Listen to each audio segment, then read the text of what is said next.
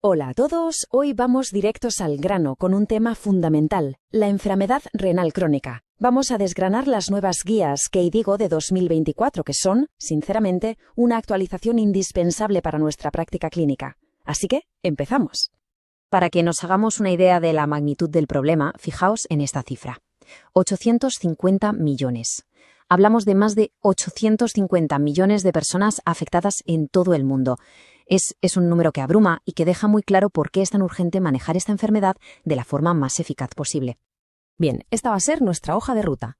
Primero, definimos bien el problema y vemos su escala. Luego nos metemos con la clasificación y el diagnóstico. Después, veremos cómo monitorizar y predecir el riesgo. Analizaremos las nuevas estrategias para frenar la progresión y al final lo cerraremos todo con puntos de acción súper prácticos para la consulta. Venga, pues empezamos por la base. Vamos a asegurarnos de que todos manejamos la misma definición de enfermedad renal crónica según las guías más recientes y entender de verdad su impacto global. La definición de las KDIGO es súper clara y precisa. Para hablar de RC necesitamos anormalidades en la estructura o en la función del riñón que se mantengan durante más de 3 meses. Ojo, la clave es el tiempo. ¿Y cómo lo objetivamos? O bien con un filtrado glomerular por debajo de 60, o bien con la presencia de marcadores de daño, donde la albuminuria es, sin duda, la estrella. Y ahora, fijaos en esto, porque es uno de los puntos más importantes, el impacto en la mortalidad. La RC causa directamente más de 1,5 millones de muertes. Pero aquí viene lo interesante. Las muertes cardiovasculares que se le pueden atribuir son todavía más de 2 millones.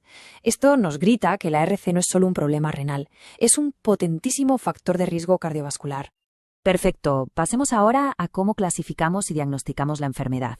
Vamos a ver el famoso marco CGA, que es el lenguaje que todos debemos hablar, y las herramientas que nos proponen las nuevas guías. El DNI de la enfermedad renal crónica es la clasificación CGA, es decir, causa, la G del filtrado glomerular y la A de albuminuria. Como se ve en la tabla, es una matriz de riesgo. Cruzamos las categorías del filtrado, las G, con las de la albuminuria, las A, y donde se cruzan, ahí tenemos una foto mucho más fiel del pronóstico real de nuestro paciente. Las guías también nos dan un pequeño empujón sobre cómo estimar el filtrado. El primer paso, lo de siempre, la creatinina. Pero si necesitamos afinar más el tiro, por ejemplo en pacientes con masas musculares un poco fuera de lo común, la recomendación es añadir la cistatina C. Y un punto clave, usar siempre ecuaciones validadas para la población local, como la CKD-EPI de 2021, que además, y esto es un gran paso adelante, elimina por fin el factor de corrección racial. Y claro, no podemos olvidarnos de la C de la causa en el sistema CGA. Es fundamental saber qué está provocando el daño. ¿Es la diabetes? ¿La hipertensión? Las guías, además, cada vez ponen más el foco en las pruebas genéticas. Y es que, como veis, más del 10% de los casos tienen una base genética, y eso puede cambiar por completo el manejo. Muy bien, ya tenemos el diagnóstico y la clasificación. ¿Y ahora cómo seguimos al paciente? Pues aquí es donde hemos dado un salto de gigante. Hemos pasado de ser meros observadores de la progresión a poder predecirla de forma activa. Y la herramienta estrella para conseguir esto es sin duda la Kidney Failure Risk Equation, la CAFRE. Es la ecuación más validada y la que las guías recomiendan para estimar el riesgo absoluto de que un paciente acabe necesitando diálisis o un trasplante. Y lo mejor de la CAFRE es que es increíblemente sencilla. Solo necesita 4 variables que tenemos en cualquier historia clínica: la edad, el sexo, el filtrado glomerular estimado y el cociente albúmina/creatinina en orina. Con solo esos 4 datos nos da una predicción potentísima del riesgo a 2 y a 5 años. Vale, genial.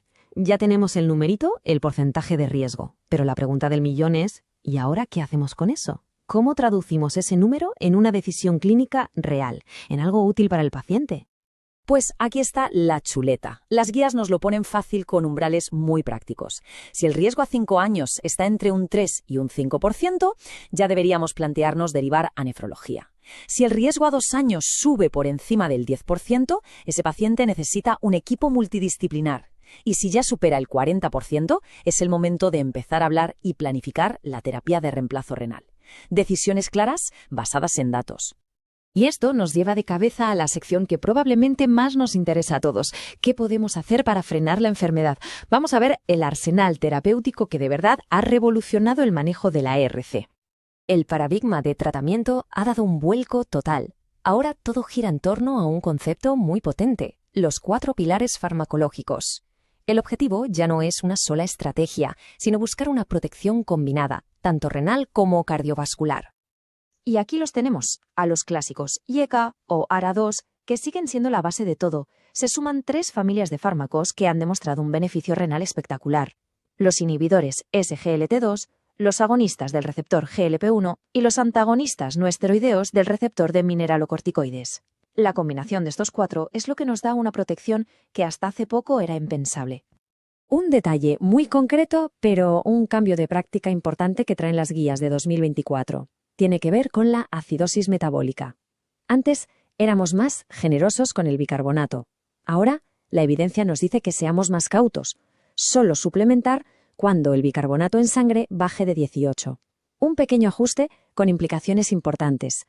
Y ya para ir terminando, vamos a condensar todo esto en una lista de acciones concretas.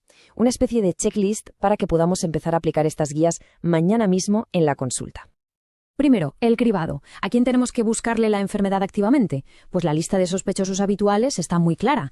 Pacientes con diabetes, hipertensión, enfermedad cardiovascular, obesidad, antecedentes familiares o mayores de 60 años.